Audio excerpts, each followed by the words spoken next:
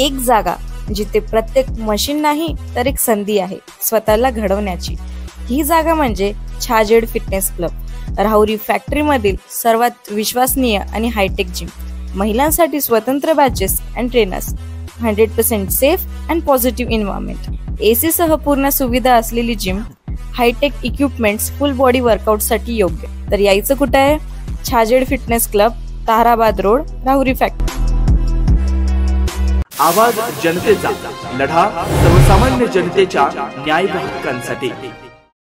जेव्हापासून या राज्यामध्ये भारतीय जनता पक्षाचं शासन आलेलं आहे आणि नगरपालिकेमध्ये सध्या प्रशासक आहेत, बॉडी सगळी बरखास्त 2021 सालीच झालेली आहे। पण मात्र या राज्य सरकारचा जेव्हापासून इथं राज्यात कारभार चालू आहे, राज्य सरकारकडून या नगरपालिकेला एकही रुपयाचा निधी, राज्य शासनाचा जो डायरेक्ट निधी असतो तो प्राप्त झालेला नाही। आपण महाविकास आघाडी सरकारच्या काळात जवळपास 50 कोटीपर्यंतचा निधी हा राहुरी शहरामध्ये वेगवेगळ्या योजनांच्या मार्फत राज्य सरकारने उपलब्ध करून दिले होते। मग ते स्विमिंग टँक असेल, जॉगिंग ट्रॅक असेल, कमानी असतील, रस्ते असतील, वेगवेगळ्या पाणी योजना, भूमिगत गटार, असे वेगवेगळ्या निधी, मोठ्या प्रमाणात निधी आपण या शहराला उपलब्ध करून देण्याचं काम केलं। त्यानंतर मात्र आता ह्या प्रशासक राजवटीमध्ये पैसे आणणं तर लांबची गोष्ट आहे, पण ज्या दैनंदिन नागरिकांना ह्याला तोंड द्यावं लागतं, समस्यांना तोंड द्यावं लागतं, त्याकडे देखील मोठं दुर्लक्ष नगरपालिकेचं होत आहे। माजी नगरसेवक आमचे सगळे लोकांचे प्रश्न घेऊन इथं अधिकाऱ्यांपुढे व्यथा त्यांची मांडतात, पण मात्र कुठलीही कारवाई या प्रशासनाकडनं होताना दिसत नाही। पावसाळा आलेला आहे, शहरातल्या रस्त्यांचं अक्षरशः धुळदाण रस्त्यांची झालेली आहे, सगळीकडे खड्डे पडलेले आहेत। बॉडी जेव्हा असते त्यावेळेस वेळेतच खड्डे बुजवायचं टेंडर काढलं जातं। आता आम्ही सगळ्यांनी येऊन इथं जाब विचारला, त्यावेळेस टेंडर आहे पण मात्र अजून खड्डे बुजवण्याचं काम चालू का केलं नाही याचाही आम्ही त्या ठिकाणी आता जाब विचारला। मुरुम जे वाड्या वस्त्यावरती रस्त्यात तिथं चिखलाचं साम्राज्य आहे, लोकांना सायकल, मोटरसायकल देखील चालवता येत नाही, तिथं देखील मुरुम टाकण्याचं देखील टेंडर आहे, ते देखील होताना दिसत नाही। अशा खरं या प्रशासक राजवटीमध्ये या सरकारच्या काळामध्ये कुणाचा अंकुश इथं राहिलेला नाही। निवडणुका देखील या सरकारनं लवकर घेतल्या नाही। आता जेव्हा निवडणुका होतील त्यावेळेस निवडून आलेले लोकप्रतिनिधी येतील, पण मात्र आता सध्या मोठ्या अडचणींचा सामना या प्रशासक राजवटीमध्ये राहुरी शहराला करावा लागतोय। मी आमदार असताना बऱ्यापैकी महिन्याला जरी नगराध्यक्ष इथं नगरसेवक नसले तरी महिन्याला एकदा येऊन इथल्या बैठकी घेऊन काही तोडगा काढायचं काम आम्ही करायचो। जरी सरकार आमचं नसलं, पैसे मिळायचे नाही तरी देखील यांचा गाडा हाकण्याचं काम काही ना काही करायचो। पण सध्या मात्र कुणाचंच या ठिकाणी लक्ष नाही आणि म्हणून रस्त्यांची मोठी बिकट परिस्थिती झालेली आहे। सारखं थोडासा पाऊस झाला की तिकडं मुळा धरणावरची लाईट जाते, पाणी पुरवठा विस्कळीत होतो।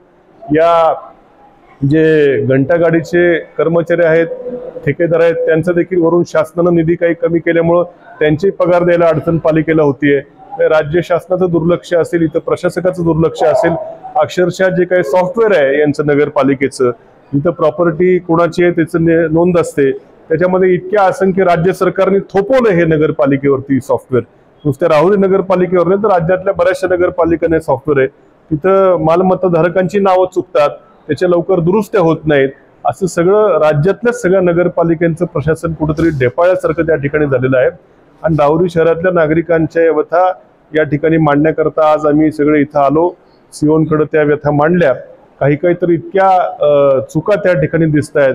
खरं या जॉगिंग ट्रॅकच्या शेजारी कोर्टाच्या बाजूला मोठा रस्ता हा पूर्वी डीपीसीतून आपण त्यावेळेस पैसे आणून केला होता, त्या रस्त्याची मोठी दुरावस्था झालेली आहे। मी आमदार असताना सीओंना सूचना केली होती की डीपीसीतून त्याच्याकडे पैसे तुम्ही मागा आणि त्या रस्त्याला प्रायोरिटीने काम करा। मोठा वर्दळीचा रस्ता आहे, 70 लाख रुपये त्या रस्त्याला जवळपास मंजूर झाले। फेब्रुवारी महिन्यामध्ये प्रशासकीय मान्यता मिळाली, फेब्रुवारी महिन्यामध्ये, लगेच त्या महिन्यामध्ये खरं टेंडर होऊन त्या रस्त्याचं काम आतापर्यंत होणं अपेक्षित होतं, पण मात्र यांच्यावर काय दबाव आहे मला कळत नाही।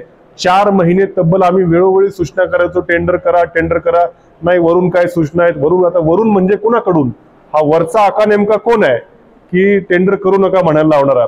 4 महिने अक्षरशः झाले आणि ते टेंडर त्या ठिकाणी झालं नाही।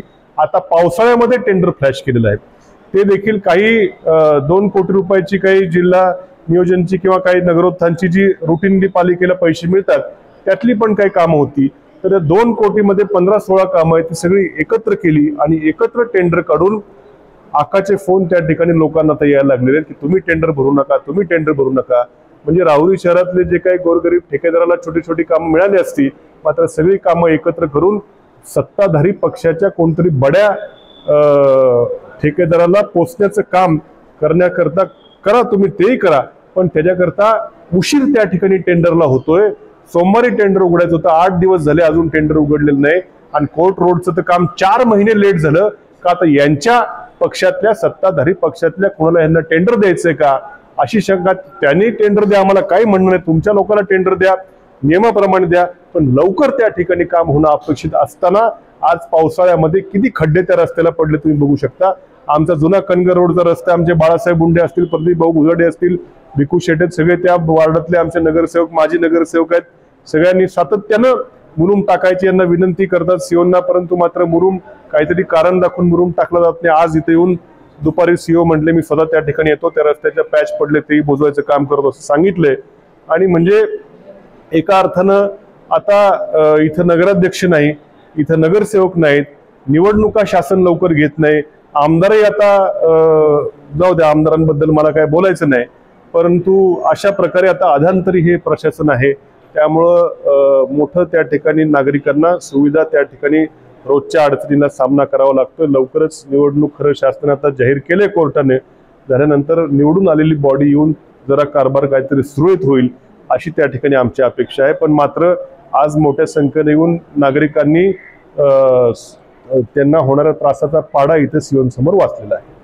नवनवीन घडामोडी आणि सत्य बातमी पाहण्यासाठी आजच आमच्या YouTube चॅनलला सबस्क्राईब करा, शेअर करा आणि लाईक नक्की करा.